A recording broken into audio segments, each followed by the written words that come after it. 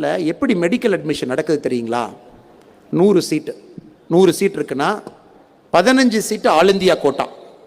All India quota கொடுத்துடணும். All இந்தியாவிலேருந்து 15 சீட்டு. இது 1986 செய்து கொண்டிருக்கின்றோம். மிச்சம் 85 சீட்டு. 100ல் 15 போச்சுன்னா 85. 85ல் பாதி சீட்டு 42 சீட்டு தான் மாநில அரசு நடத்தக்கூடிய மருத்துவ பரீட்சை மூலமாக மாணவர்கள் செல்ல முடியும். மிச்ச பாதி சீட்டு 42 சீட்டு 42% தனியார் கல்லூரிகள் நடத்தக்கூடிய என்ட்ரன்ஸ் மூலமா அவங்களுக்கு. தமிழ்நாடு மட்டும்தான் ஒரே மாநிலம் இருக்கிற சீட்டை 2ஆ பிரிச்சு பாதி பேர் தான் அரசு மருத்துவமனை, பாதி பேர் தான் தனியார் மருத்துவமனை இவங்களே போட்டாங்க திமுக ஆட்சியில்.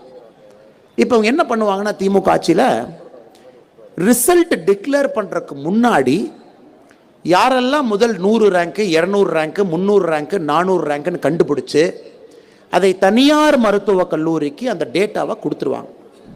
தனியார் மருத்துவக் கல்லூரி என்ன பண்ணுவான், யாருக்கெல்லாம் அரசு மருத்துவமனையில் சீட்டு கிடைக்குமோ, மருத்துவக் கல்லூரியில் சீட்டு கிடைக்குமோ அவர்களை அழைத்து தனியார் மருத்துவக் கல்லூரியில் சீட்டை கொடுத்து வச்சிருவான். அதன் பின்பு 15 நாட்கள் கழித்து கவுன்சிலிங் நடக்கும் பொழுது தனியார் மருத்துவக் கல்லூரியில் சீட்டு கிடைத்த அந்த குழந்தைக்கு மெரிட்ல அரசு மருத்துவக் கல்லூரி சீட்டு கிடைச்சிடும். அப்ப இந்த குழந்தை ரிசர்வ் பண்ண சீட்டை வேண்டான்னு சொல்லிடும்.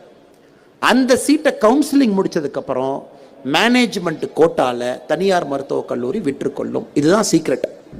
இது ஏன் செய்யறாங்கன்னா, தமிழ்நாட்டில் இருக்கக்கூடிய தனியார் மருத்துவக் கல்லூரியில பாதி தனியார் மருத்துவக் கல்லூரி நேரடியாக திமுகவினுடைய எம்பிக்களோ எம்எல்ஏக்களோ மாவட்ட செயலாளர்களோ அவர்களுடைய பெயர்ல மனைவியினுடைய பெயர்ல இருக்கு. நேரடியாக நம் பினாமிலாம் சொல்லவே இல்லை. பாதிக்கு பாதி. 2006 2011 வரை திமுக தமிழகத்தில் ஆட்சியில் இருந்த பொழுது 17 தனியார் மருத்துவக் கல்லூரிக்கு அப்ரூவல் ஒரே வருஷத்துல கிடைச்சது. கீழே டிஎம்கே கவர்மெண்ட், மேல காங்கிரஸ் கவர்மெண்ட் 2 பேர் சேர்ந்து பிக்ஸ் பண்ணிட்டாங்க. இப்ப 2016 நீட் வந்த பின்பு 100 சீட் இருக்குன்னா 15 சீட் அதே மாதிரி ஆல் இந்தியா கோட்டா. இப்ப 85 பேரும் நீட் மூலமாகத்தான் செல்ல முடியும். இதுதான் கேமேங்க. இதுல எந்த குழப்பமும் இல்லை. இது மட்டும்தான் இதுல குழப்பம். இப்ப 85 பேர் ஒரே பரீட்சைங்கும் போது திமுக காரனுக்கு பிரச்சனை. நீட் ரேங்க் இவங்க கையில இல்ல. நீட் ரேங்க் லீக் பண்ண முடியாது. அது ஆல் இந்தியா நீட் டெஸ்டிங் சிஸ்டம்ல அந்த ரேங்க் இருக்கு. அந்த நீட் ரேங்க் ரிலீஸ் ஆன அன்றைக்கு தான் தமிழ்நாட்டினுடைய மருத்துவக் கல்லூரி அமைச்சருக்கே தெரியும், ஓ இதான் ரேங்கா, தமிழ்நாட்டில் கணிக்கா தான் ஃபர்ஸ்ட் ரேங்கா செகண்ட் ரேங்கா. ஸோ இங்க மாத்தியாச்சு சிஸ்டத்தை. ரேங்க் வந்ததுக்கு அப்புறம் தான் தனியார் கல்லூரிக்கே தெரியும் யார் நம்ம கிட்ட வருவாங்க, யார் நம்ம கிட்ட வரமாட்டாங்க. இந்த ஒரே ஒரு அடிப்படை மாற்றம் திமுகவுடைய அஸ்திவாரத்தை உலுக்கி விட்டது. உலுக்கி எடுத்தாச்சு. இவங்க திரும்ப திரும்ப ஏன் நான் மெடிக்கல் என்ட்ரன்ஸ் நடத்தணும்னு கேட்கறாங்கன்னா, சிஸ்டத்தை ஃபிக்ஸ் பண்றாங்க. ஸோ தனியார் மருத்துவக் கல்லூரி இதன் மூலமாக ஒரு சீட்டையும் கூட 1 கோடி 2 கோடி 3 கோடி. நாமக்கல் மாவட்டத்தில் நான் உங்களை கேட்கிறேன், எத்தனை பேர் காட்டை வித்து அவங்க குழந்தைங்களை படிக்க வச்சிருக்காங்க? காட்டை வித்து 5 ஆண்டு 10 ஆண்டுகளுக்கு முன்பு பையன் ஒரு பிரைவேட் தனியார் மருத்துவக் கல்லூரியில் சீட் கிடைச்சிருச்சுங்க, வருஷத்துக்கு 1 கோடி கட்டுறாங்கிறாங்க, 5 வருஷம் 5 கோடி தானங்க, ஒரு சொத்து இருக்கு வித்துட்டேன், பையன் படிச்சு சம்பாதிச்சுக்கிட்டோம். இதை நீங்களும் நானும் காதார கேட்டிருக்கின்றோம். காதார.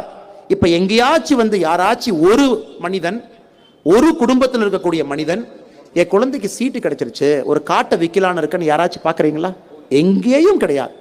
இப்போது நம்ம அடுத்த 2வது கட்டத்துக்கு சென்று விட்டோம். இப்ப அடுத்த 2வது குண்டு திமுக விழுந்துருச்சு. அவன் என்ன பண்றதுன்னு தெரியாம பேசாம இருக்கான். தனியார் மருத்துவக் கல்லூரியிலே தமிழ்நாட்டில் இந்தியா முழுவதுமே இருக்கக்கூடிய மொத்த சீட் இப்ப அவங்க அரசனுடைய ஃபீஸ் கிடையாது. இப்ப நாமக்கல் அரசு மருத்துவமனை நம்ம கட்டி முடிச்சதுக்கு அப்புறம் அரசு மருத்துவக் கல்லூரியில் 150 பேருக்கு சீட் கிடைக்க போகுது. அவங்களுடைய ஃபீஸ் பார்த்தீங்கன்னா 13,000 ரூபாய். 13,000 ரூபாய் வருஷத்துக்கு 13,000 ரூபாய். 150 பேர் டாக்டர் ஆயிடுவாங்க.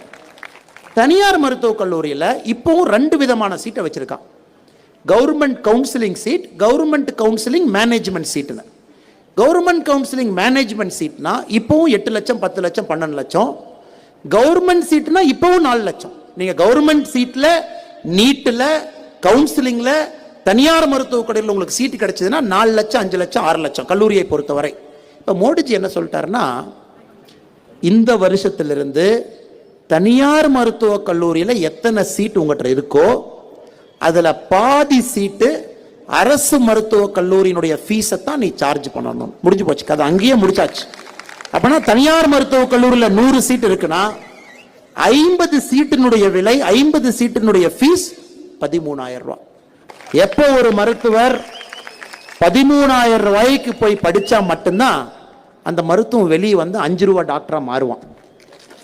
1 கோடி 2 கோடி 5 கோடிக்கு மருத்துவம் படிக்கிறவன் தான் படித்த மருத்துவத்தை வைத்து வியாபாரம் செய்வான். காய்ச்சல்னா 10,000, குடலை செக் பண்ணு, குடலை போய் கிளி, வைத்த கிளி. இதான் வந்து இப்போ இருக்கக்கூடிய பிரைவேட் டாக்டர்னுடைய, குறிப்பாக மேனேஜ்மெண்ட் கோட்டால படித்தவருடைய நிலைமை. அதை மோடிஜி உடைக்கின்றார். அது இவங்களுக்கு கோபம். அந்த ஒரே காரணத்திற்காக நீட்டை வைத்து, இப்ப நீட்டை தாண்டி போயாச்சுங்க ஐயா. நம்ம நீட்டை தாண்டி அடுத்த கட்டத்துக்கு போயிட்டோம். அடுத்த கட்டம் தனியார் மருத்துவக் கல்லூரியினுடைய ஃபீஸை ஃபிக்ஸ் பண்ண ஆரம்பிக்கிறோம். அது இப்பதான் திமுக காரனுக்கு லைட்டா உரைக்க ஆரம்பிக்கும். அவனுக்கு என்ன புரியல, என்ன நடக்குதுன்னு தெரியல. அவனுக்கு என்ன புரியல, அடுத்த வருஷம் புரியும். அந்த மெடிக்கல் அட்மிஷன் முடிஞ்சதுக்கு அப்புறம் என்னடா 4 லட்சம் ரூபாய்க்கு வித்துட்டு இருந்த சீட்டு 13,000 ரூபாய், அப்ப 3,87,000 ரூபாய் எங்கடா காணாம போச்சுன்னு அது அடுத்த வருஷம் உங்களுக்கு